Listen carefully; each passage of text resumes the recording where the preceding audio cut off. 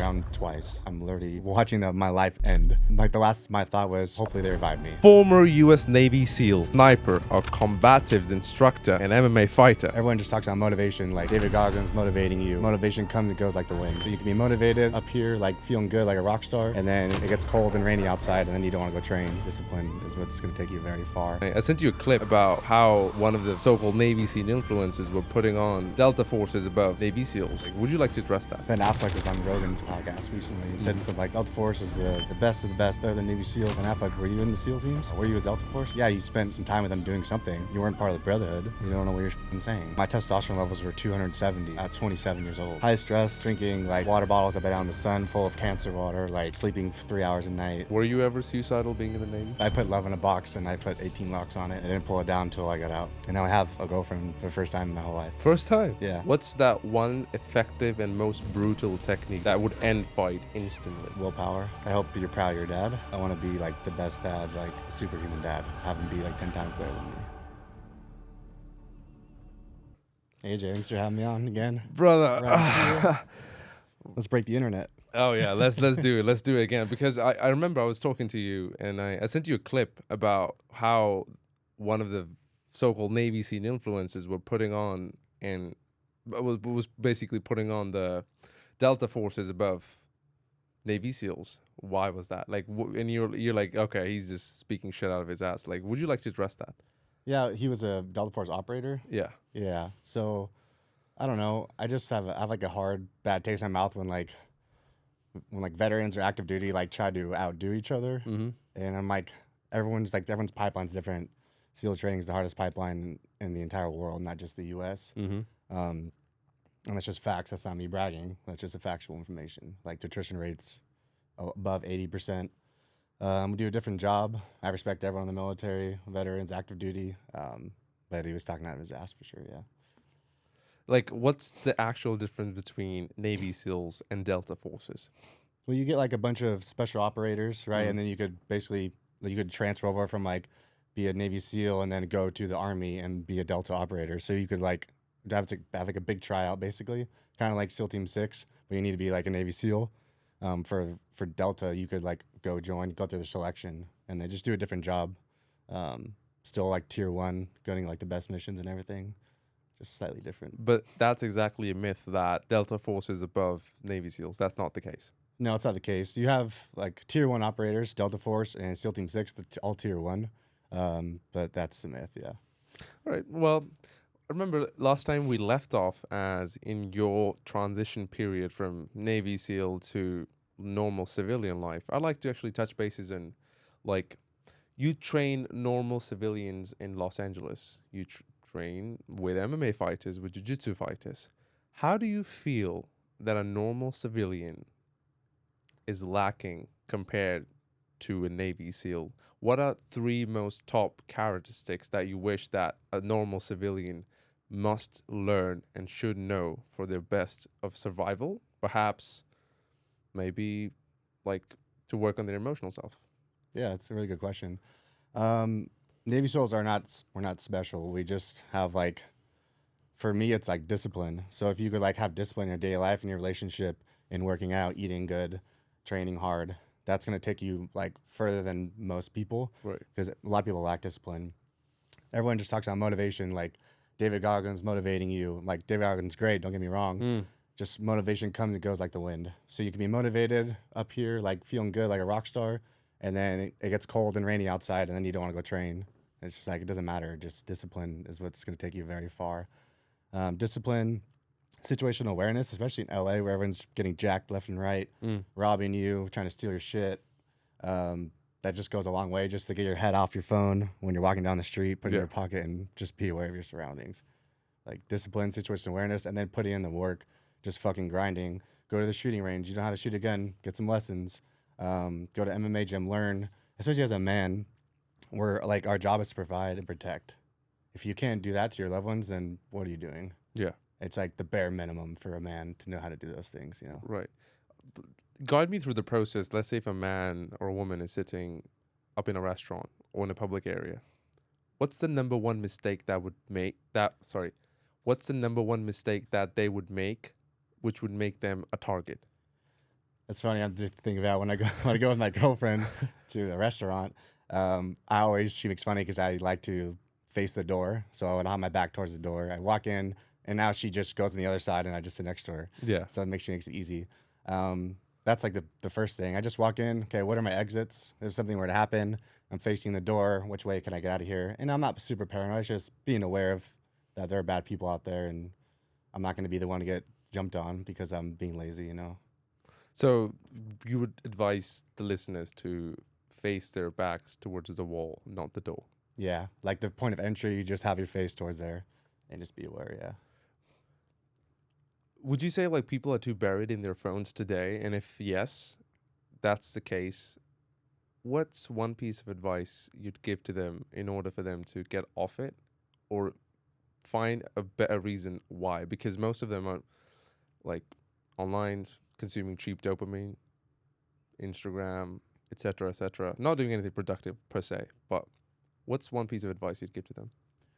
Instead of doom scrolling, just on the explore page, looking at nothing, just feeding your dopamine, like you said, watch a podcast, maybe this podcast, and learn from someone who's trying to share information to help better you and the people around you. Do research on something you find interesting that'll better set you up for success in life. So instead of just doom scrolling on just crazy videos, like use it purposeful. Like if you have 2 hours a day on Instagram, like maybe just research or watch a podcast, research something cool. Yeah. That's what I would say. Because I remember going through an IG, I think you posted a story.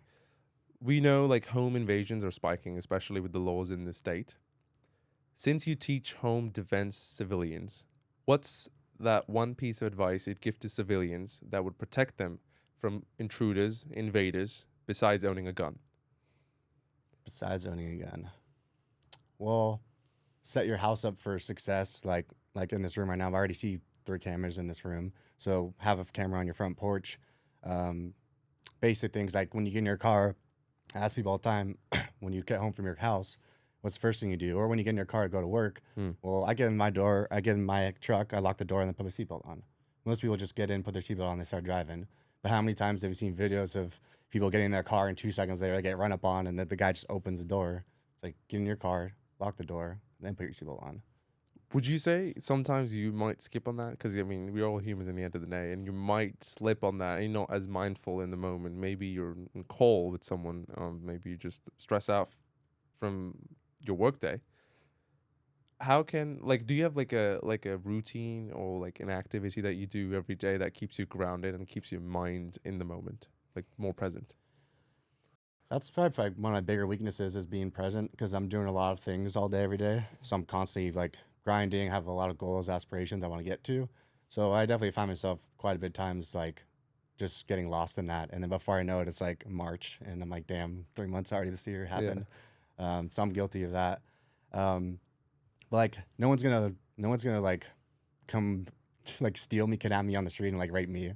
Yeah. You know, like I'm not the target, but I have like a lot of skills to protect my girlfriend or my family, friends, loved ones. So if I forget to lock the door one time, well, I'm glad I carry a knife and pistol everywhere I go. Or I have a dog named Sora. Yeah. So she's a protective dog. So someone's always with me to help me out. Well, for example, let's say we're just us 2 in the room. If someone breaks into this door right now, what's your first course of action? How are you going to protect yourself? Well, I'm drawing my gun and I'm going to put myself right in front of you. Okay. Yeah. And I'm going to start banging away at the door. Yeah. That's just my natural instinct is to be a protector and to put my body, my life, like in front of the threat. Because right now you're standing right in front of the door. Yeah. So I'm just gonna stand up right here and start blasting away. Is like, were there any drills in Navy that you worked on, like to come in front and probably like cover the door of entry, etc.? Yeah. I'll share what I can. It was like in the combatives part of training, they put us in a room and they turn the lights off. They basically just have one little spotlight, and then you have like a blindfold on your head with some other things I will mention. And then you can only react to the scenario when they take off the blindfold. And then they'll take off the blindfold. And it might be just like a random person with like a bunch of fight gear on just saying hi to you, being like very polite. Or it could be 3 guys jumping you at the same time. So we have a lot of like, they take you to that red zone threshold and seeing how you would react during it. everyone's red zone's different, would you say? Like, Yeah. or some people have it low. Like, because I've, you know, like these Whoop tracker or someone have the heart rate tracker. Some hit their red zone at like 160 BPM. Some might around 190. Why is that? I think it's like how many stressful like a situation you've been in.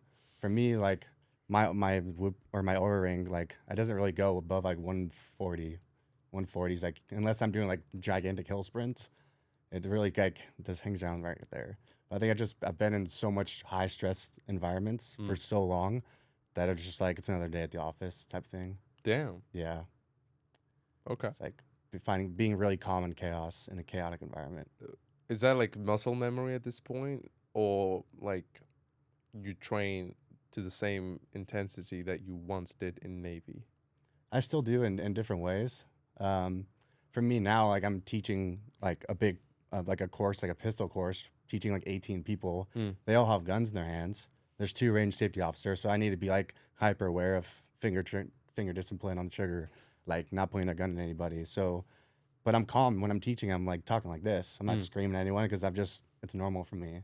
So I think like I'm conditioned every day on the firing range to keep everyone safe because it's my job. Yeah. So like this makes me think like, so you are not just a person with a regular mind. Clearly, you made it into the Navy SEAL. It has to stand and mean for something.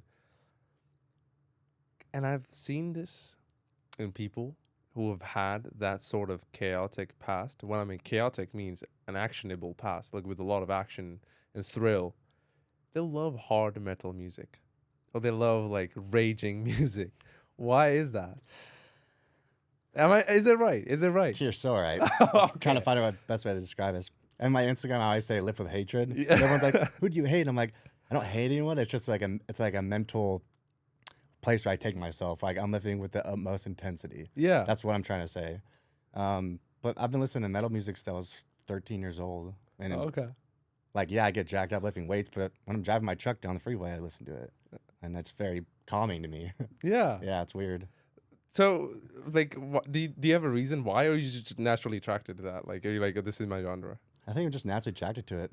Like high testosterone music and just, Yeah. I like the lyrics in them too. I get that. Yeah. I get that. I'm the same way. I think that's one thing. I think it's like it matches your chaos in your mind, and how noisy and how intense it is. It just does something to the brain, which makes you feel like, okay, it's fine. I don't know. That's just me though. Yeah. Like, but what does your family, your friends think about that? Like, I'm sure people hate that. I know people hate that for a fact, and they're like, what are you doing? Yeah. Is that the case? I got into metal from my brother. He's like 6 years older than me, and when I was in middle school, and I just like, this music's badass. Yeah. And then other people, they're like, look at me like, what's wrong with you? Yeah. If there's like a big speaker in a gymnasium where we're allowed to play music, I'm plugging my phone in, I'm turning it all the way up, like maximum level, Yeah. until my ears are bleeding. I'm crazy. Did you have any hearing loss by now? Any what? Did you have any hearing loss by now? Yeah. I have terrible tinnitus, and my hearing's probably at the age of like 50 years old. But it's not because of the music though, or it's because of the gunfights or gun noises. Yeah, bullets. it's a lot of explosions from like putting door charges on or shooting a rocket off your shoulder multiple times, like mortars, and then on top of that, also listening to heavy music. Okay. Is probably the combination of all of them. Do all of your brotherhood and Navy, they listen to hard metal music? I would say more than like probably other organizations. Yeah, Okay. I think I would say a lot of them do. What about country? What's your take on country music? I'm not a country hater. It's just not for me. Nah. Yeah. I like. I know why you said that. You have a lot of country friends. I got the country friends. Yeah. I get it. It's okay. All right. Let's talk about the intrusion we were talking about.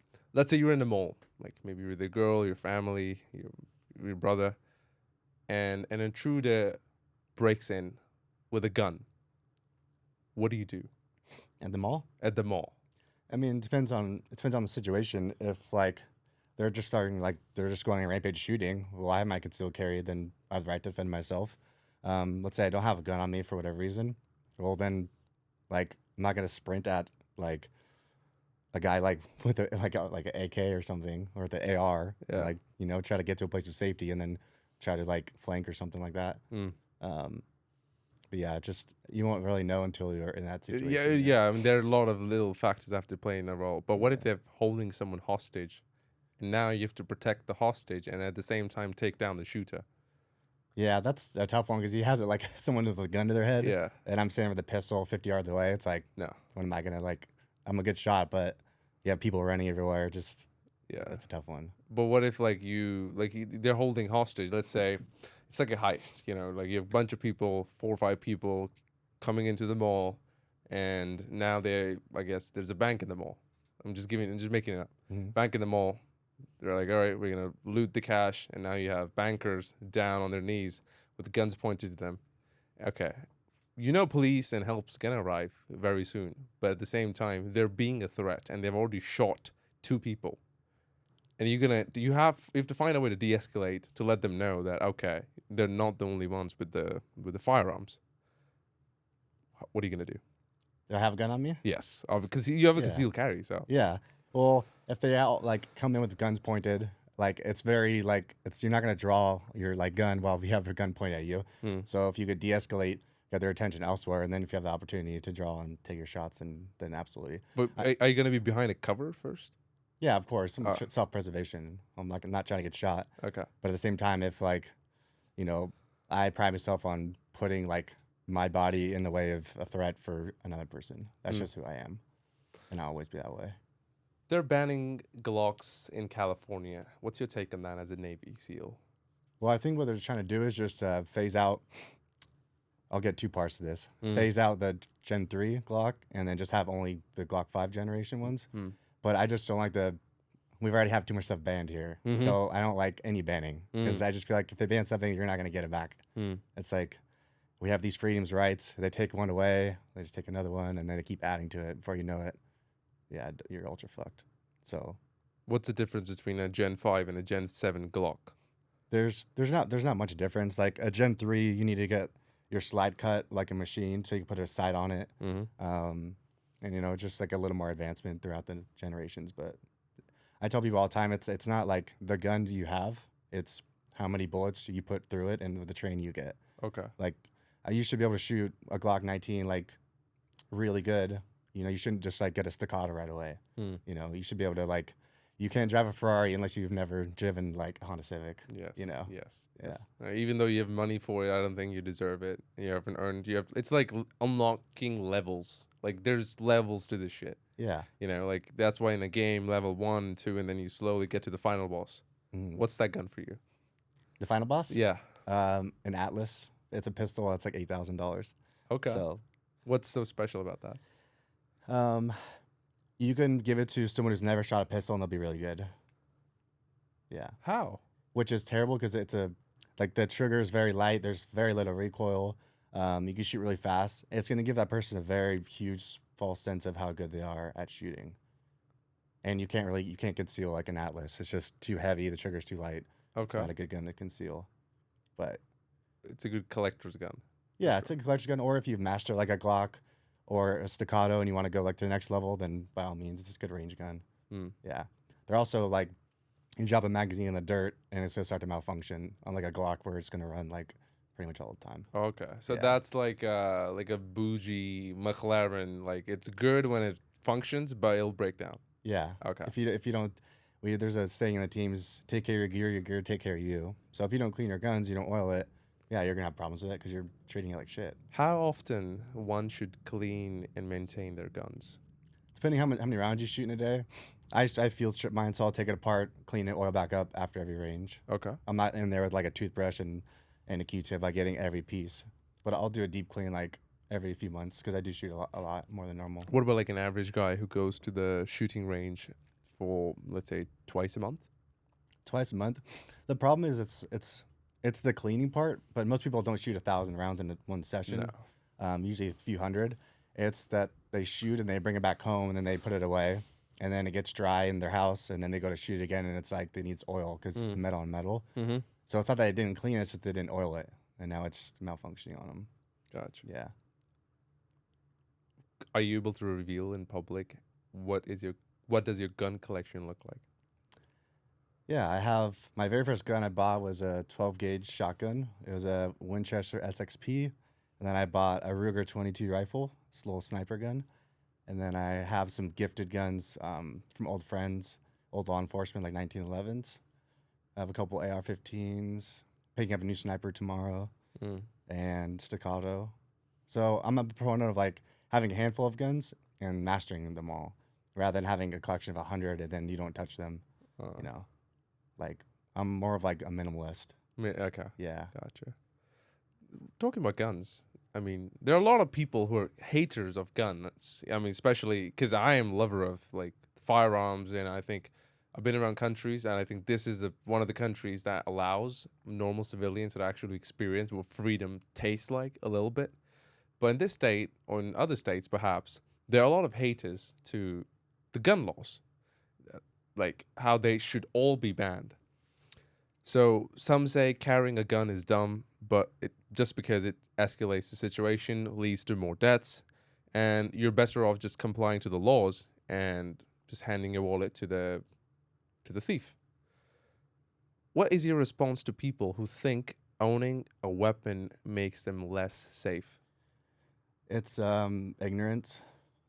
They're ignorant to how bad people are in this world. It's not that I'm afraid that I'm stealing my wallet. As if I have a child someday, like I'm giving your child. That just shifts a lot of things, right? Yeah. It's different. Hey, like, am I with my mom or my girlfriend walk down the street? Give me them.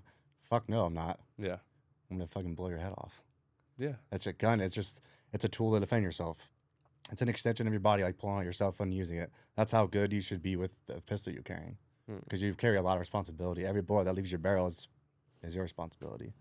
But how can you explain that to a person who's completely leftist and just hates the name, the word, gun?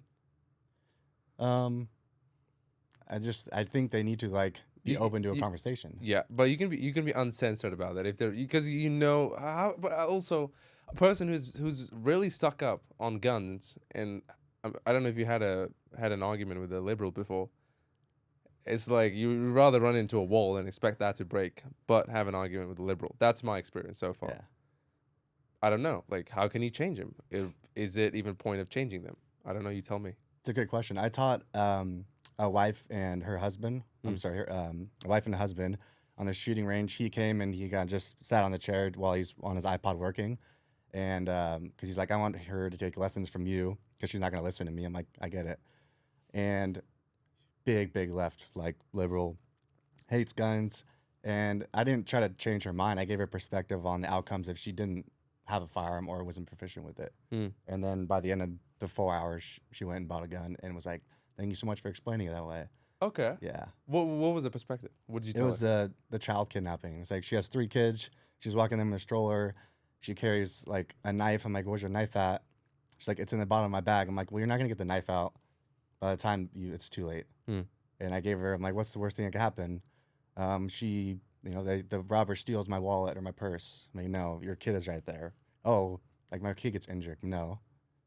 The robber takes the kid from you and child traffics them and does terrible things. That's the worst thing that happened. And Wait, did it tick in her? Was she a mother? Yeah, she's okay. Yeah. That's where. Okay. And I delivered it in a polite, calm way. Yeah. Just gave her that angle perspective, and then the whole change for her. It like saw her eyes just totally light bulb moment. Yeah. What was that one thing that someone else changed for you and that you were really stuck up about? Like, because if we did that, or if you did that to someone, I'm sure it has happened to you, because you carried that persuasion with grace rather than being aggressive about it. Why? That's just who I am. I think that's my personality, the way I deliver things. Also, people don't respond to being screamed at or if you're being a douchebag to them. Like, they're also a client, so I'm not going to talk to them badly. Okay. But even if they weren't, I would just give them angles of perspective and just try to have a conversation with them. Well, was there something in your life or some thought, some ideology that changed for you and you're like, yes, this is what I've been missing my entire life, and now, yes, this clicks? I don't have a specific example. I think throughout my whole times in the SEAL teams, I was able to learn from a lot of people and I just met a lot of wild dudes and with all different backgrounds. So I have a lot of life experience. I think at 32 years old. My mom calls me 150 years old because of how much life I've lived so far. And I use that humbly to like take all the knowledge in my brain and then deliver a message to someone to help them, you know. And that's just what I found is angle of perspective, talking normal in a calm tone. And how has a religion help you in your journey from being a Navy SEAL into normal life civilian? My religion? Yes. Oh man, God is good. That's for sure. He's pulled me out of the rut a lot of times. He's also put me in a rut to help break me down to build me back up again. And I appreciate all the blessings, all the trials, tribulations, has shaped me to who I am today. I'd love to know, like, I'm sure if you read the Lord's word, I'd love to know, why do humans are put through trials from the bad and the good and then bad again and then good again? Are trials necessary? And if yes, then why? 100%.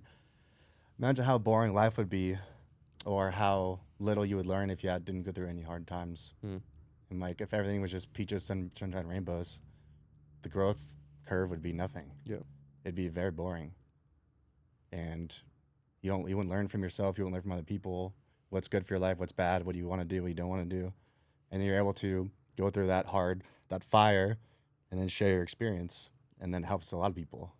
So I think like God's purpose for me was to put me through like the house fire, SEAL training, all this stuff, and then help me, teach me, grow me. Now I could share it on this platform, and then it helps more people, which is his will, you know, his purpose for me. And what's your take on like many more religions and many more gods that people have created all across the world? Because you go to Asia, they're different gods. You go to Europe, maybe different, perhaps. Americas, again, Europe, all the same continent. But what's your take? Like, you go to Middle East, Middle East, there's a different god. So what's your take on, like, why do people have their own version of gods? Or is there only one version of God so far that you have discovered resonated with you? I think maybe like indoctrinated or influenced by people growing up. Like for me, I went to Catholic church just because my parents did. My parents are now Christian. So I think it was just who brought you to church or what you were reading online, who influenced you growing up. And it's going to be up to you to decide, like, well, let me do my own research, my own due diligence, and think for myself rather than just seeing something online or from someone and just taking it as gospel. Like, just because they say, you know, the sky's blue or the sky's green doesn't mean it is. Like, figure things out on your own. Yeah. And make your own decisions. Yeah. So let's say if you were born in Asia or Middle East, would you be a Muslim? I mean, they probably would. If my parents raised me there, they'd probably tell me I was Muslim, and then be up to me to be like, no, what do I actually believe in? What God am I praying to, and why? Yeah. And so you have done your due diligence so far? Yeah. And what has been your experiences? Like, what does your due diligence looks like? Praying, reading the Bible, going to church, talking to other Christians. I very much aligned with like my goals and like my beliefs, my values. So that's what I'm leaning, like that's where I'm at now. And it's a long process. It didn't happen overnight. It's something daily, you know? And like, are you like, would you say that something resonates with you? I mean, so I'm assuming you have read other scriptures or have known something about them, which makes you still come back to Christianity and read the Bible, or you just stuck to the Bible. You're like, yep, this is it. I know this. I was born into it, and I don't know anything besides this. No, it was me like reading different forms of like different Bibles, and like people I like highly trust and like very close in my circle. They've read the thing front to back like 1,800 times, and they're able to explain like things that I don't understand, and they trust them a lot. And then just praying and asking God, like, and He always shows up, you know, in different ways. And my faith's never been stronger. It's just consistently getting stronger. Wow. Don't get me wrong. I go down. He tests me, and he's like, you know, do you really believe me? And then I'm like, yes. And then he takes me out of it, and like constantly growing and evolving with that. And it has happened outside of being, it has happened after you retired from Navy, or was it like in Navy SEAL, maybe you won an operation or training and you were at that breaking point? You're like, okay, either am I going to die from here or I'm going to have a little bit of faith and hold on to myself. Just push. and then push and then push. Was that the case? I was dying, or I was making it through. I would say my faith in God and you know, my spirituality it came like when I was transitioning out, more so, because in the teams I was like all gas from the time I woke up until I went to bed, just working and training, and it was like there was very few minutes in the day to do anything else. Like, didn't have a relationship. My friendships was getting smaller and smaller. It was just my brothers, because that was like our lives are on the line, and we have this purpose to, like, you know, defend the country. Yeah. You know, That quite actually makes me think that how that's a beautiful thing that the world has a variety, but at the same time, when you take something so literally, as in like me versus you, like my faith is better than yours and yours is better than mine, and we point fingers at each other. I think that's where people's egos get hurt and there's fight between faiths. Would you ever think in a world, perhaps it's okay for people to push their faith onto other people forcefully? no, I don't think so. I think like, give perspective and share reasons why, but you respect people's religions and their faiths and beliefs. Like, if you're not doing something outlandishly crazy, then who am I to say you can't believe in this God or that God? Yeah. Like, are you like putting an S vest on and going to blow up your family? Oh, well, for the sake of, that religion, then that's probably not right.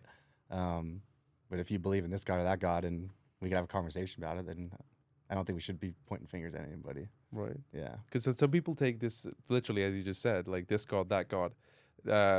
Like I was having this conversation with my friend the other day, and he was like, "Bro," he was a Muslim, and not a friend, but acquaintance, and he was a Muslim. He's like, "Yeah, people who are believers, even I believe it says in the scripture, are bound to heaven, and who aren't believers, who are non-believers, are bound to go to hell." Does that say in the Christianity as well? Yeah, at least so. Okay. Yeah. What's your take on that? Like, why is that the case, and why was it written? And does it have a deeper meaning to it rather than just literal words? I'm sure it has a deeper meaning. I couldn't give you an honest answer. All I know is I'm going to heaven, and I sin all the time, and God forgives, like, his children. He loves all his children. I think if you just, like, when you show up to the gates and like I'm a believer in you, Christ, like, you're gonna go in, and if you're a good person, God knows your heart. He knows your heart. We all sin, but he knows, like, what your, like, soul is. Like, is it a good? Is it bad? He knows. Yeah. And this is, I'm going to ask you the next question. This might be a little sensitive, not to you or your faith, but into people who have faith in general. Do you think there is a fear of going to hell and greed of going to heaven? So that's why people are good people, as you said, rather than genuinely being good people and not caring about the reward. Good question. I don't think people think about heaven and hell as much as they should, about the afterlife. I think most people are good people. They mean well for the most part.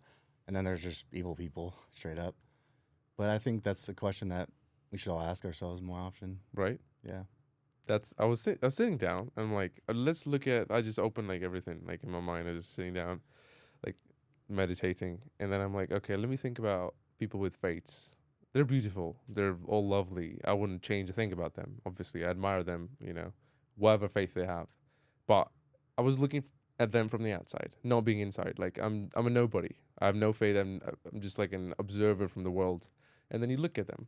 Most people would not commit a sin just because they have a fear or someone told them earlier in their lives, oh, you do that, devil's going to come get you, or you're going to go to hell, you're going to get burned, you're going to get tortured. And now that resonated with them, and they took that literally. And that's why they don't commit sin, as you said, as so-called bad, worse sins. But if you do good, you go to heaven. And that makes me think, you open most scriptures, that's what they say. But there's a good side to that, as I said. Well, at least it pushes people to be good, because we're all sinful one way or the other. So, yeah, that's really. I think we might have to work on that to explore the meaning behind that. Absolutely. Right. And the devil's tempting us every day, all day, everywhere, especially in LA. Like, Devil's tempting us always. Like, you just have to stay firm in your beliefs and like be a good human being. Like, if people know if they're a good human being or not. They know. Like, if you're going out robbing people, Yeah, true. But would you say that if they lived in a world which hurted them, so there's a hero and a villain. So hero and a villain has the same origin story. A hero gets hurt by the world. He comes out and says, "Oh, I got hurt by the world. Now I'm gonna protect everyone from the world because it hurt me, but I won't let it hurt anyone else." The villain, same shit. Now he is, "Oh, the world hurt me. I'm going to hurt it back. I'm not going to fix it. I'm going to take my revenge." So where I was going with this, what were you talking about just before this? The devil's tempting Devils, us? yes, Yeah. yes.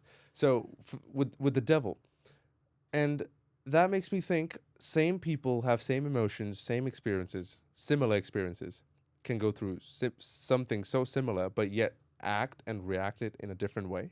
So would you say a villain has more of a devil's upper hand than a hero, or it's their personal choices? Personal choices. Like, the world didn't do anything to them. Yeah. The world is here way before any of us, Mm-hmm. and it will be forever. Like, it's up to us to decide how to react to what happens to us. If I could sit here and say the world did me dirty, like I got in a car crash because it was raining, or this person did this to me. We could either take that and just like blame shift everyone, blame the world, or we could be like, well, it happened for a reason. God let this happen for a reason. Maybe it's to help me grow to the next level or get closer to Him. So rather than like, I think revenge is disgusting. I think it's a terrible way to live. It makes your heart hard, and just revengeful people. It's gross to me, Maybe like and plenty of times in my head, someone did something really bad to me. I thank them in my own head. Like, thank you. Like, I'll pray for you. Like, this is who I don't want to be like.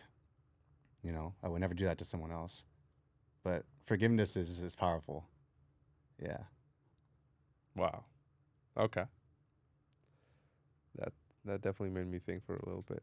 So you've seen so much violence over the years. As a Navy SEAL, would you say a devil has the upper hand on this world? And if yes, then why? Good question. I think Elon Musk said this. Like, I think the people, like, I think this world will end or can end just from us fighting each other and killing each other eventually. I think that's how it will end. Yeah, just people need to be nicer to each other. Yeah, it's no, I think like God will always win. God like prevails always. I think it's just people like attacking each other. That's what I think. And I think Elon Musk said something similar to this. Like, civilization will end from people to peer. Yeah. But as per your faith or as per what you believe in, you don't think that devil has that much of an influence over this world that people make it seem to be. No, I think he does. Yeah. And you see it more and more, like, Kirk getting murdered in front of his little daughter and, like, terrible things happening. Trump almost get assassinated. Like, it's just getting leveled up to, like, the extreme. Yeah. You could hate someone, but why would you, like, do that type of stuff? That's crazy. That's the devil, like, fully involved. Yeah. Why does devils has more upper hand in this world than God himself? I don't think he has the upper hand more. I think how many times have you been on the news lately and seen something positive? It's people don't care. What's more interesting, like a mass shooting or like this church event? And it's sad. Like our eyes get drawn to that. People watch that stuff. That's more interesting to people. So it seems like there's more bad things, I think, but that's just because it's all that's out there. The internet is toxic. It's toxicity. It's 90% bullshit. Yeah. So someone had to call him out. I like that. Would you say faith in Lord has improved your relationships with women friends, family so far, and if yes, then how? And how would you advise other Navy SEALs who are retired, perhaps maybe ex-law enforcement, people with like tough jobs like yourselves who have actually did something real hard and they went through the fire to be forged into so-called man of steel? What advice would you give them about faith and how it can help them improve everything around them? Yeah, my faith helped me in every aspect of my life. My relationship, my girlfriend, my family, my friends, my teammates, myself. Just makes everything better. If you don't like, I mean, there's good and evil in this world, so there must be a God and a devil, like, and just choose carefully, like, what you believe in. Mm-hmm. And I would just say, just start praying and just see what the wonders that God does in your life. You know, that's what my life changed. Like, consistent prayer, like just being a good person, and the good things will happen to you. Yeah. Okay, that's real base. Very. We're talking about Delta Forces and Navy SEALs. I want you to like bust a myth, like basically how they're seen as rivals on the internet and Hollywood, because we're gonna bust that myth. Are they really actually rivals, or just different departments that has their own different duties? The one's chosen for one specific job, another one chosen for other specific jobs. Yeah, like we don't beef with each other. Yeah, We barely even work together. that's what they make it seem to be, though. Yeah. Yeah. Why? Because it gets clicks and views, and Mm. people love debates, and like you had who was it? Ben Affleck was on Rogan's podcast recently and said Mhm. something like Delta Force is the best of the best, better than Navy SEALs. But Mike, Ben Affleck, were you in the SEAL teams? Mm-hmm. Oh, were you a Delta Force? Damn, Ben Affleck. And like, Call him out. I love Ben Affleck as Yeah. an actor. Yeah. But I think just people know their lane. Yeah. You know. That's why I believe it's wrong for the world as well. Like, we put these celebrities who are good for one certain things, and we take their opinion, we let them influence us in every aspect of our lives. Have you observed that? Like, let's say a person, an actor, like, who is giving a political advice online on who should be the leader of the country and who they should vote for, and going out there to telling public and sounding like experts, even on like Grammy stage, talking about ICE, talking about other political stuff. Do you think they should do that, or they should just come in, thank their Lord, thank their family, take their word, and fuck off? I respect like celebrities and actors, like they're experts of their craft. Yes. That's great. I love that. I love people who are just all in on something and they're just fucking aces at it. That's great. Like you can't like come in and talk about like two different branches of special operators and saying one's better than the other when you have no experience. You weren't even in the military, so it's just like you're talking about something you have no idea about. Yeah. Like, yeah, you spent some time with them doing something, doesn't mean you weren't part of the brotherhood. You don't know what you're fucking saying. Yeah. You know, that's like me going up and be like, you should act this way. You should like critique. Like, no, I'd be like slapping myself. Yeah. Yeah. Like, I would never say that. Yeah. Yeah. I'm not saying at a Grammy show, like, you shouldn't filter what you don't, like, this is a free country. Say whatever you say what you want. Yeah. Just be careful of, like, who you're talking about and, like, what is it exactly? Because at the end of the day, they're celebrities. They have eyes on them, and their opinions do have an effect on people in one way or the other. I heard a quote once where a Navy SEAL, an ex-Navy SEAL, I won't name him, said the battles that they fight aren't in the battlefield. It's when they get to live with the memories of the battlefields for the rest of their lives. That's the true battle of a former military background. Is that true? Yeah, very much so. And, like, that type of trauma could happen in any point of your life. It could be, like, an overseas deployment. It could be something in your family, whatever it is. For me, I was having night terrors for, like, 3 years after I got out. But I wasn't having, like too much visual night terrors. It was more of, like, I would clench my fist and, like, I still swing my arms at night. Or I'll squeeze my hands really hard. Wake up with, like, my fingers are bleeding and stuff. Wow. And it's just like, and then my best friend's Mike, and I work with Mike Dowd. He shared on the podcast, like, he wakes up, 5 to 7 times per night and clears his house with his pistol because he thinks someone's like getting the jump on him when he's sleeping, because he used to go over to Afghanistan and like shove his gun in someone's mouth and waking him up while they're sleeping. So, it's something we deal with like every day. But I think like psych-dog therapy has helped me a lot. Therapy in general, like getting back on a normal sleep schedule has helped a little bit, but it's something you live with forever. And that's why you have like, it's over 22 veterans kill themselves a day now. Like the number jumped up. But yeah, it's the nature of the job. Someone has to do it. And we know like that was part of the consequences after, and we have to accept that. But hopefully someday modern medicine will help clear that up.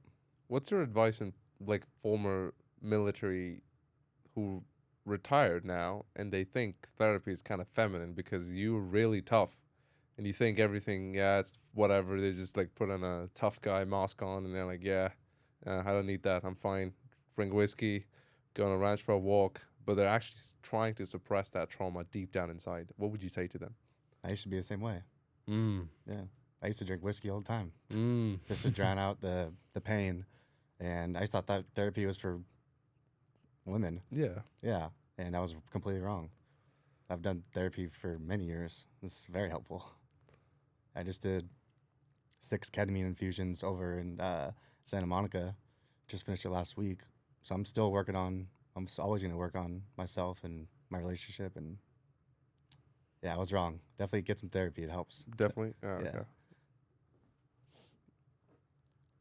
Makes me think, like, so did you ever comprehend or think about, like, okay, I know what I'm signing up for, or no? Was it like, okay, when you go out of it, nope, this is not what I thought it would be like, and now, fuck, it is what it is. Yeah, you have like a very small like understanding of what like SEAL training is. Yeah. You're like, oh, it's like the hardest training in the world. It looks hard, and then you get there, you're like, oh, this is way worse than I thought. And like the TBI the explosions, getting traumatic brain injury, like night terrors, like it's extreme high stress. They did a study on, I think it was Harvard doctors did a study on Hell Week alone, and Hell Week takes 5 years off Your life. students' lives. 5 years. 5 years. Just Hell Week. Not even like the rest of BUD training or your deployments. Just that 1 week. 5 years. And it's like something like, oh fuck. That's it? It's 5 years for 1 week of training. And how many BUDS training do you have to go through? Well, BUDS training is 6 months long. Okay. So for the viewers, basic underwater demolition SEAL training is what BUDS is. You have first, second, and third phase. And in first phase, there's Hell Week, which is on the 3rd week. And that's like we're up from Sunday morning until Friday. And like it's still paying for medical conditions from that. Yeah. And there's only one Hell's Week that you go through for your entire career? Yeah. Okay. Yeah. Granted that you don't like get rolled out of it or whatever. Yeah, you just go through it once. Yeah. 5 years just gone like that, like blink of an eye. Weeks, nothing. Yeah, 5 years. Yeah. So I'd love to know, like, were you in a situation ever while you were in the Navy SEALs where you thought, oh, we aren't making out of this? Yeah, there's some gnarly like VBSS, which is like hook and climb. So we'll take these swick boats in the middle of like the Yemeni's water at midnight with like huge like 8-10 foot surf, and you have to throw this ladder out and climb up while everything's just drenched while you're slipping everywhere. So like there's times where like you're falling off a caving ladder, or like you fell and you're holding with one hand, and if you fall in the drink, you're wearing like 80 pounds of gear, and if you don't strip that shit off, you're gonna just sink straight to the bottom. Shit like that, or like just during BUDS training where I drowned twice. I'm like, I'm literally watching my life end, and I'm like, my thought was, well, hopefully they revive me, and then out.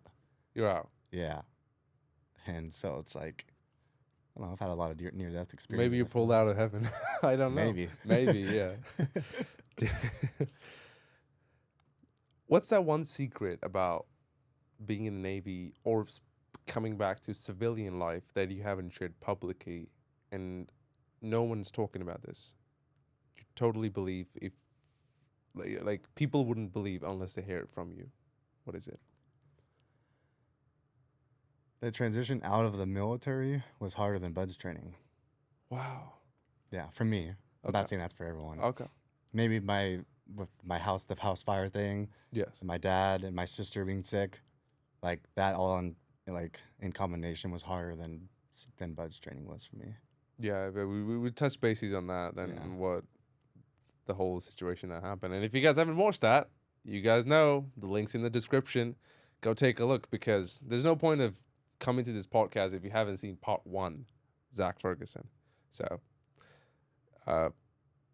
what is life actually like over there when bullets aren't flying?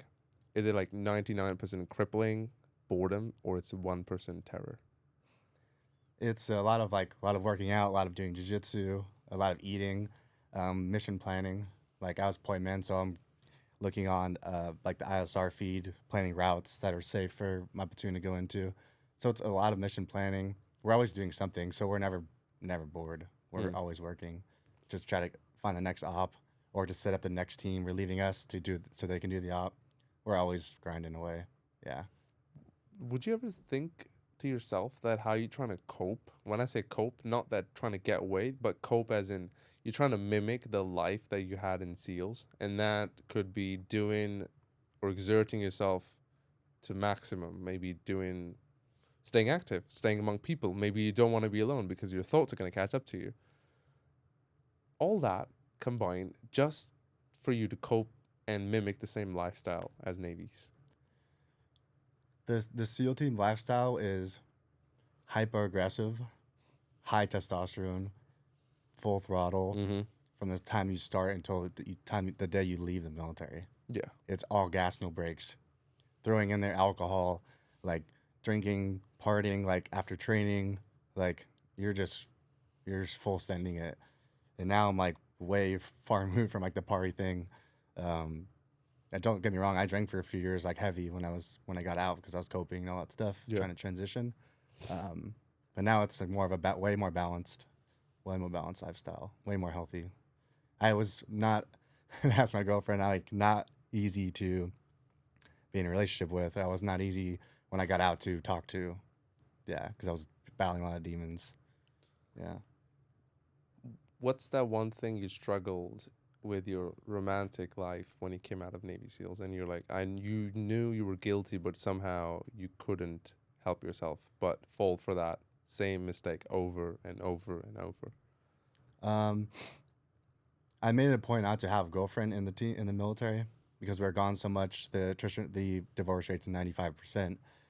My priority was my teammates' lives and my life. Yeah.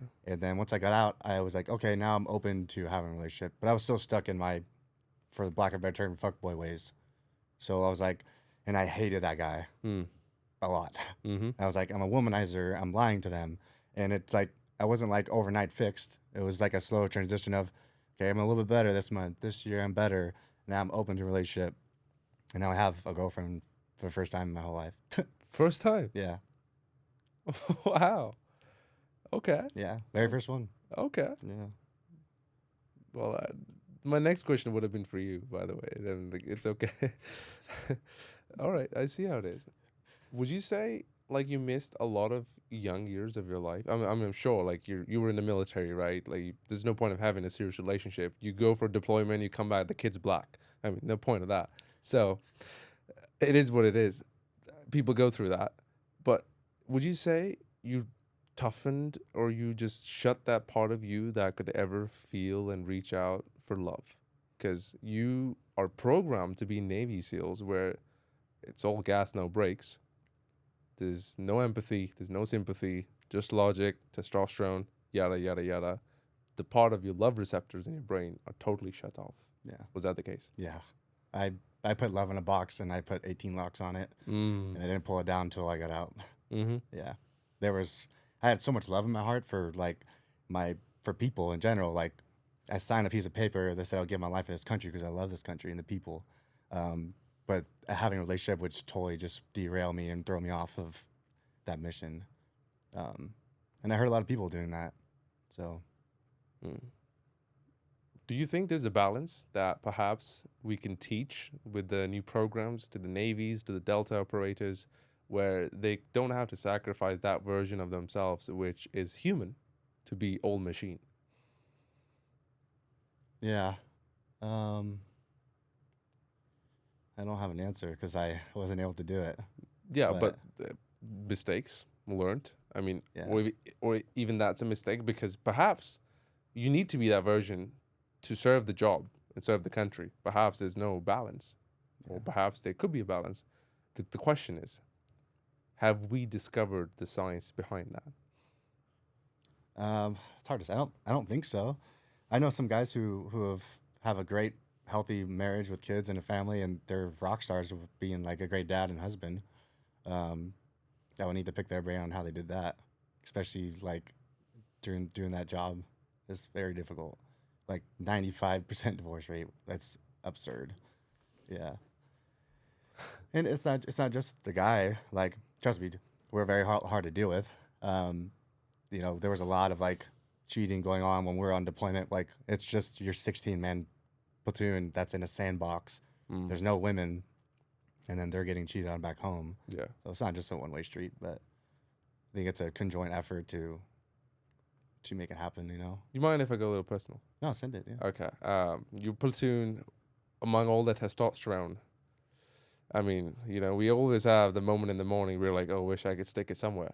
How did you deal with that? Masturbation. That's a really good question. Just like any guy, I was watching pornography, and it was terribly toxic to your brain and your mind. And I stopped watching porn like many years ago, and I feel way more clean, way less dirty. Yeah, just masturbating, but porn is really bad. Like one of the worst addictions I ever had.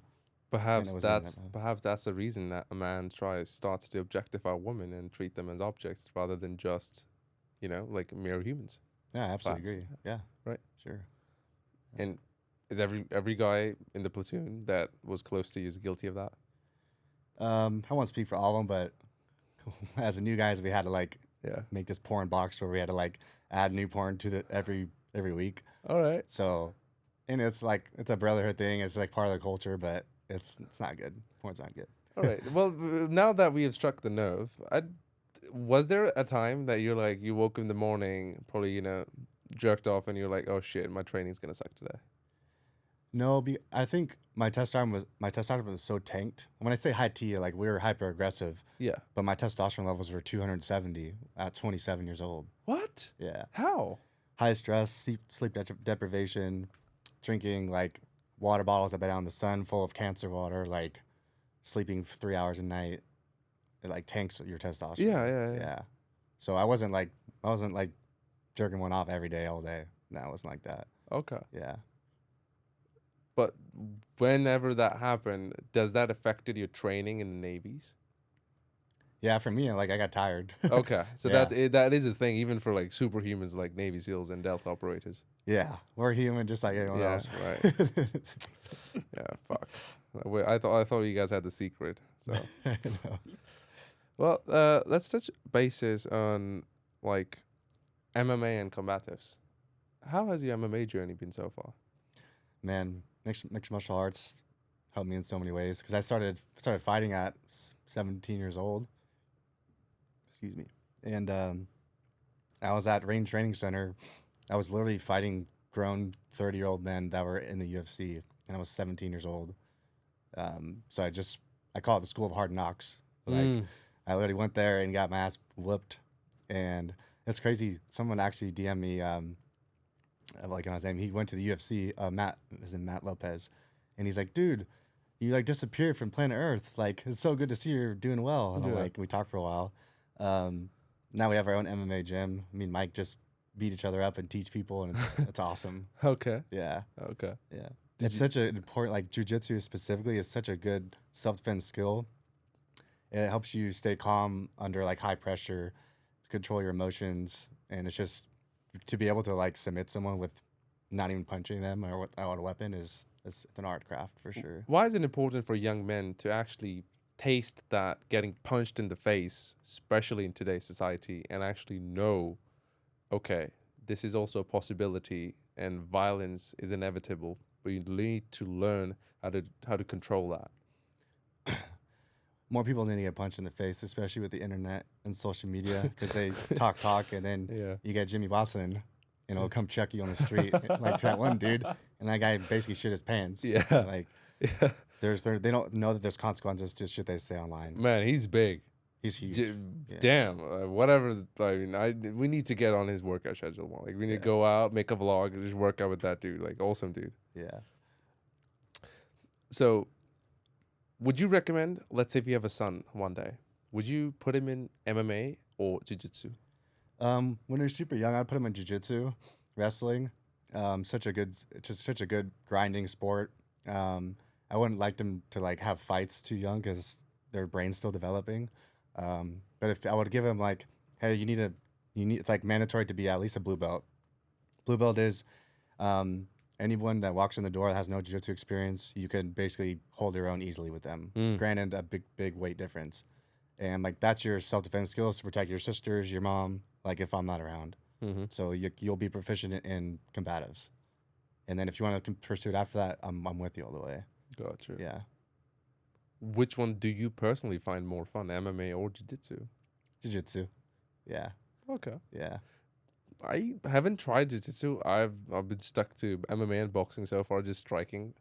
Bro, I start to feel lag in my speech and my processing, and I'm like, what? Am I taking damage? Because I was sparring dudes who were 280 pounds. Even though he's punching hard, it is weight behind the punch. Yeah. And I haven't gotten punched like that. And I'm like, okay, what the hell's happening? And then I just slowly did that for a year, 2 years, 3 years. I'm like, okay, I don't think I can keep it up. Yeah. I mean, our brain can only take so many headshots. I took like 8 fights worth of headshots and sparring before I even went to the Navy. And then I got more headshots from explosions. And I got out and I tried to fight after. I had one sparring session like the week I got out of the Navy. And my head, I was throwing up. I was like having flashing like in my eye vision. Yeah. After one sparring session that wasn't even that hard. And I was like, because I wanted to do fights when I got out. And my body was like, you're not. Yeah. Yeah. So now I pick and choose sparring sessions and I stick to more jiu-jitsu. You have to be more technical with like, especially boxing or MMA sparring, because I mean, either you're working together or you're just beating each other down. Yeah. There's no in between. Yeah. And then dudes with big egos and it gets heated. It's Right, like 50%, now it's 60, now it's 70, now it's yeah. 100. He punch you a little harder, you're like, all right. They punch you a little harder again, you're like, okay, now I think we're picking it up. Yeah. So, yeah, I've been there. It kind of sucks, but again, I guess now you can't back down. Yeah. Otherwise, you get pussy at that point. So. Yeah. So you were sparring UFC pros at 17, let's say. What did getting beat up by grown men teach you about your own ego? Very much humbling. Yeah, just humbled me down. Because, like, I was, like, a pretty solid athlete, like baseball, wrestling, all that stuff throughout high school. I had to work really hard to be good. So I had the work ethic. I guess just getting manhandled by, like, another man, like, just humbles you and it makes you want to learn. So I was in there just asking a lot of questions. And, like, this guy's way better than me. I need to learn from him. Yeah. Rather than being like, fuck that guy. Yeah. You know? And what would you do? Now, this is the question that's been popping out on the internet, but I'd love to, like, I was thinking about this on the way driving here. What would you do if your son was gay? If my son was gay? I would joke. I'll slap the gay out of him. I'm just kidding. I'm kidding.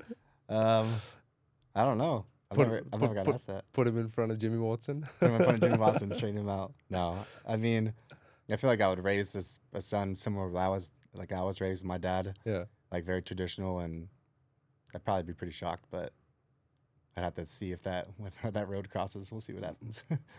I hope not, I but don't think so. I don't think it will happen. but isn't it scary to think about it? No, it kind of is, yeah. It's just like I'm not like I have gay friends and everything, and they're great. Yeah. It'd just probably be a little difficult for me. It's like it's your son. It's like you're not against the gays or like whatever. They can do their own thing, but it's like your own son, like, right? So I'd be pretty shocked, I think. But imagine your buddy's gonna bully you. as a dad. Yeah. That's something I cannot take. Bro, I can already think about it and just like getting chills. Jiu-jitsu is like huge right now, but a lot of street fight guys say taking someone to the ground in a real fight is a death sentence. Do you agree? Like outside, bar fight, I think boxing comes in more handy than jiu-jitsu. That's my opinion. What would you say to that? You don't want to go to the ground on a street fight. 90% of street fights go to the ground. Yeah.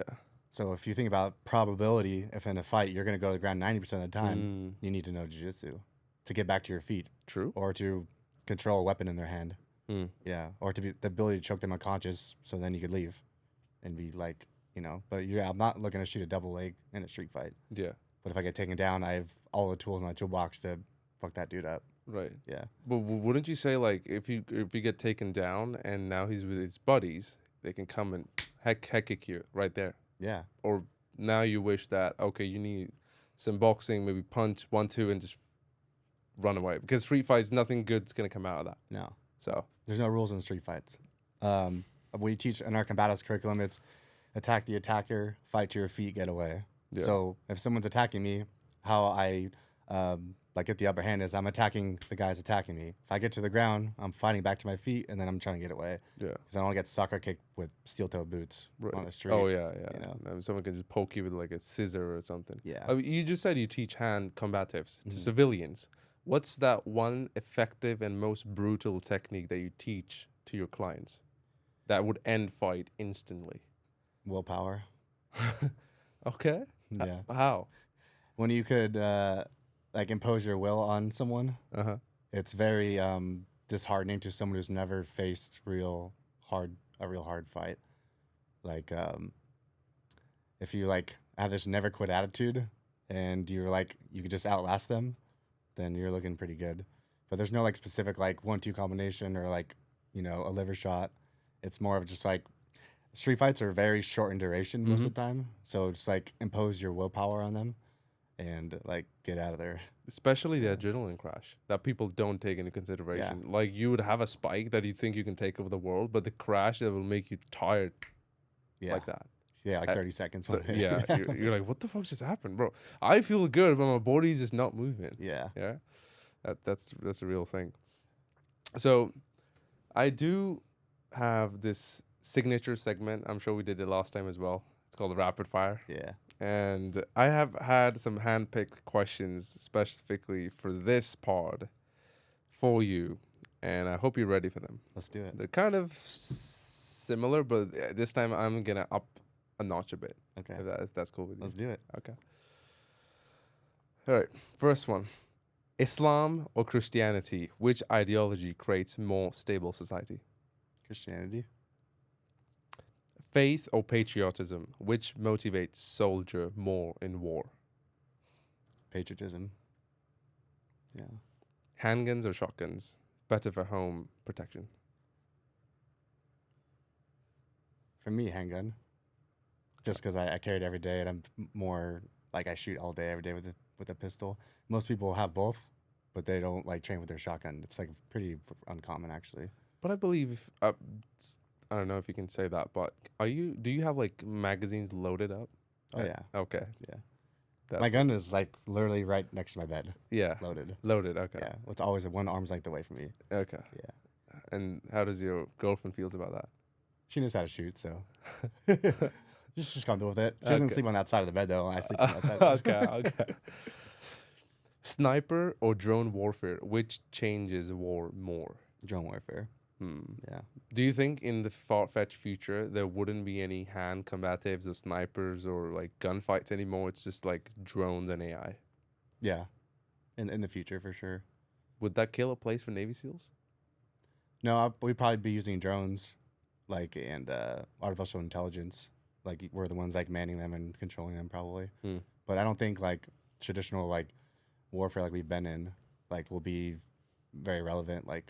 I don't know, put a timeline on it, 20 years or something. Right. Yeah, it's tough to say. It's AI is advancing so fast. It's and Elon Musk literally warned everyone about this on Rogan's podcast 8-10 years ago. Yeah. And everyone's what's an AI? Yeah. And now it's starting to come to fruition. Yeah. It's pretty scary. It is scary. Do you think AI is a threat to the military?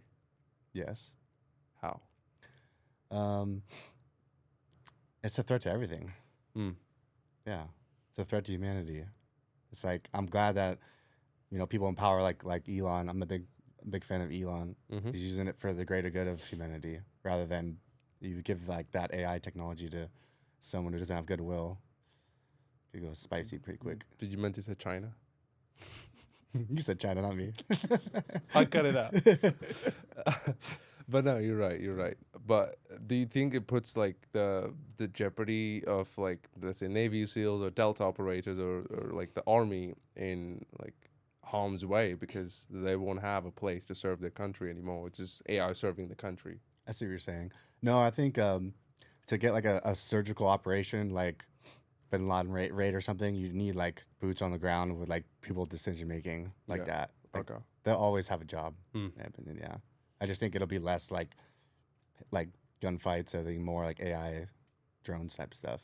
Yeah. Now that like there was a Batman TV show back in 1990s, and Batman was talking about AI.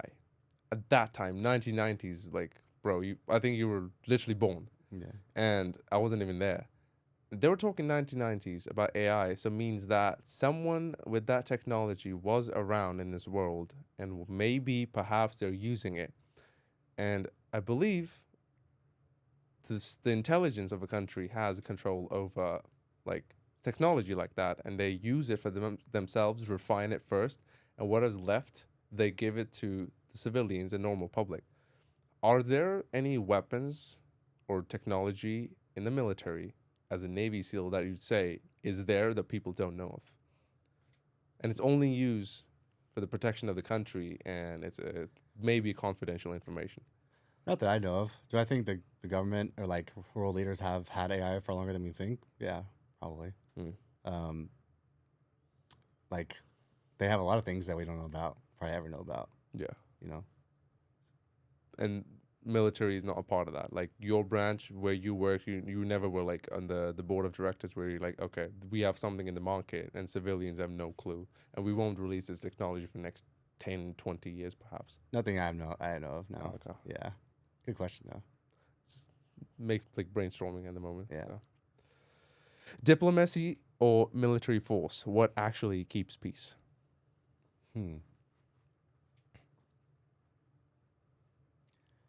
I think our military force is pretty like going into a different country and taking their president away, or like a few days ago, Trump signed for the guy who was a part of the Benghazi in 2012, Yeah. the compound where the CIA dudes die. That's some big military force. Like you're going to a different country and stealing the president. Yeah. And that's like, that could be peaceful, Yeah. Yeah. That can bring peace. Yeah. What do you what would you have to say like what's going on with Iran at this moment, and would US invade Iran the way things are looking at? I hope not, but I haven't dug too deep into it lately to like give you like an honest answer. Okay. Yeah. But Fear or love? What drives men to fight harder? love. Yeah. I feel that. Yeah. Technology or toughness? What wins future wars? I mean, technology is gonna have the upper hand. Whoever has the better weapons, like historically, wins wars. Like, samurai and like stuff like that. Like eventually, if you don't have the technology, you're gonna get wiped. Right? Yeah. Freedom or security? Which should country prioritize? Freedom, but if you don't have any security, then you don't have freedom. Mm. So that's a tough one. 'Cause they go hand in hand. Yeah, they go hand in Like hand. they have like a symbiotic relationship. One feeds off the other. Yeah. If you have no security for your country, you'll lose your freedom. Mm. Yeah. But if you don't have any freedom to begin with, Yeah. I'm sure like you guys talk about nuclear powers in your brotherhood. I don't know if you can talk about it again, but would you think there's a country in mind that you'd say shouldn't have access to a nuclear power? Yeah, every country but ours. But perhaps, let's say, if you have to pick one that is like, okay, that's definitely a no. Probably Iran. Yeah. Iran's a nuclear power? Iran? Is it? What's that? Is that a nuclear? Okay, okay, yeah, actually. Yeah. What about Pakistan? I don't think it's big as a threat as Iran would be. Okay. Yeah. I think that's all bad for them to have it. True. Yeah. True. I mean, anything like besides your own home, yeah, I mean, it makes sense. Yeah. You're right, actually. That makes me think of it. There are quite a few countries. I think Russia has it, Mhm. US has it, China has it, Pakistan, India. There are 5 already, and Yeah. I think there are 5 more. France, UK, Yeah. and can you think of some? Germany? Maybe Germany, yeah. Germany. The guy who invented nuclear power was German. Yeah. So you've conquered SEAL teams, you've survived the brutal transition home, and now you're building a business. What is the new mountain you're trying to climb right now, being a civilian? Being super influential and like someone who who looks up to, who looks up to me, and I have a positive influence in their life, like not just positive but life changing. Like, and when I do podcasts, like when I was on your last podcast, I'll get flooded with messages saying like people trauma dumping, like, and then they're like, this podcast helped me so much. You have no idea. Young guys going through buds right now. Like, I had like a dad and a mom, like both sent pictures of like their son just made it through third phase, and like, but he's like he looked up to you so much for like 2 years, but he didn't message you because didn't have social media. He just like got a ghost account, Yeah. and I'm like, damn, that's pretty cool. Like to have that positive impact, especially on young men growing up, because I feel like, like real alpha, like good leadership, stand up dudes are really hard to come by, Yeah.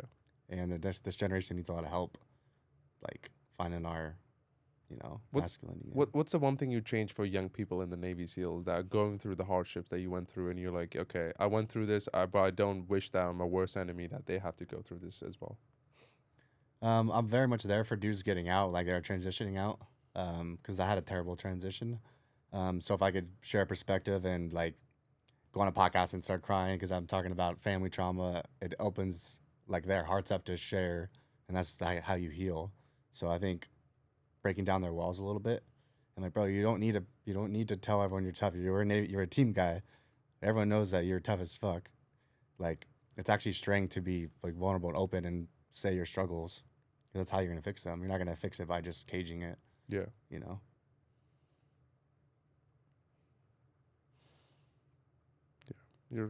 You're pretty spot on with that. And have you met any young Navy SEALs who have come up to you in person and was like, yes, I want you to keep doing what you're doing, keep inspiring people, keep posting videos of yourself, of your training, etc., and actually make a positive impact in the world to give back to navies? Yeah. And I have multiple people saying like, you saved my life. I was suicidal, and then I'm not, from like reading or like watching your testimony and stuff. Were you ever suicidal being in the Navy? No, I was never suicidal. The only time I was like really low was after Hell Week. They call it the post Hell Week blues, because your brain and like all your brain hormones. and balls are blue. What's that? Brain and balls are blue. Brains and balls are blue. So you feel like suicidal, very very depressed. I would say I was very depressed for like a few weeks after. Okay. But no, I was never suicidal. I think I was definitely very depressed multiple times. But why can't Navy SEALs, like when your testosterone was low as 270, why can't you guys hop on peptides and TRTs and to like supplement, because your life and your body is being put through hell all of a sudden? Why don't you guys use like enhancement, PEDs and drugs to like cope up with that? Yeah, a lot of guys did. The Navy, like, there was a guy who died the day after Hell Week a couple of years ago, and he was using TRT, and so the Navy had to like step in, and they said that as the cause of death. I think it was. Don't quote me on that. Yeah. He had like siped pneumonia, but he was using that, and so they were like now looking at everyone, making sure no one's on anything, because you don't want to be on TRT going through buds training, because your heart and your brain are already maxed out, so they want you like not doing anything, not even creatine, nothing. Oh. So I think like once you finish buds training, you go to a SEAL platoon. Very much, I think like a lot of guys are on PEDs because your levels are tanking and we're working like harder than anyone should. Okay, so they just want you like clean and like nothing in your system. It's just for liability. Okay. Yeah. But Like, it's not like a law though. not to my knowledge now. Yeah. Yeah. Okay. Like they're drug testing you, but for like, other drugs. Like not with like testosterone. At least like when I was in, they weren't. Yeah. And have you seen people as in struggling a lot with their relationships and love life when you were in it? And would you make fun of them or would you give them advice that this is not the person for you or this is not the right time for you to start a relationship, but they didn't listen and eventually learned the hard way? I wasn't one to give advice because I'd never been in a relationship at that point. Mm. I would like to think I wasn't very judgmental. Um, I would always like listen to them if they wanted to go on a tangent about what they're going through. Feel like I'm pretty easy to talk to, and just sometimes you just need to hold space for someone to start venting. Yeah. Sometimes that's all I need to like help them out a little bit. Right. Yeah. What's the one thing about men you wish women knew? That I wish women knew. Oh man.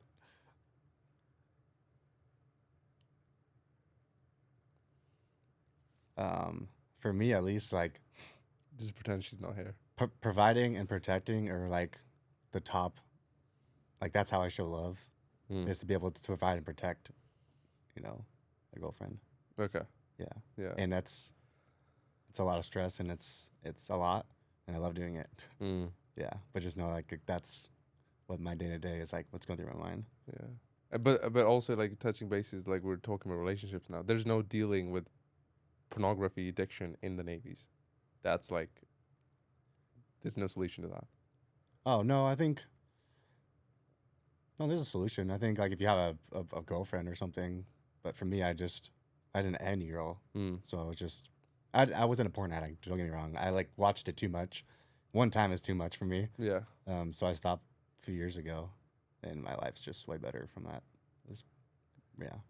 And well, this is a question I ask each and every of my guests for and the interview with them.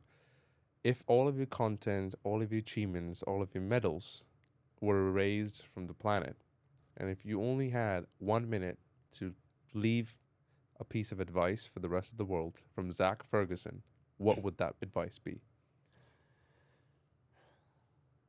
Dream big. The reason why people don't chase their dreams, throughout my life, what I've seen is fear of judgment from their peers and the fear of failure. They're scared because they don't want to be judged by the peers, like he didn't make it or he didn't accomplish this goal. It's just a lot of fear. Like, well, we're all dying anyway. Like, find what you're passionate about, figure out how to monetize it, and do that to the best of your ability. Try to be the best at whatever career you're doing. Try to be the best boyfriend, the best husband, the best dad that you can be. Like the medals and the achievements, the SEAL Trident doesn't mean shit. It's nothing. Can't take it with me, nor do I want to. I want to be known for how did I make people feel? How did I possibly impact someone's life? That's what I care about. Eventually I'm gonna be long gone, and how I made someone feel or help them throughout their life. That's what's important to me. And I actually would make another question up just for you.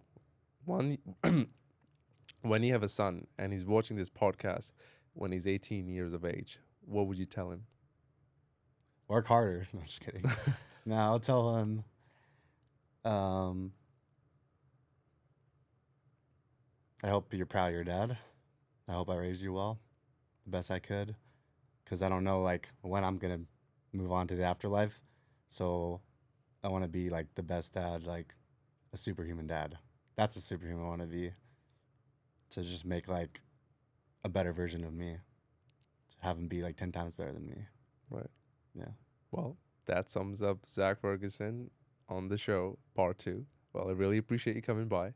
I would like to, where can people find your books, your trainings, and follow what you're doing?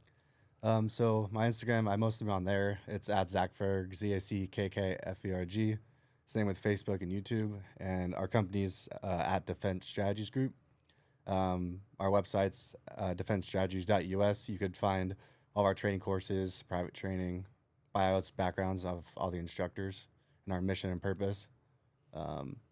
Yeah, we're full throttle. We have a big year this year, and Oh yeah. we're stoked for anyone who wants to come train with us.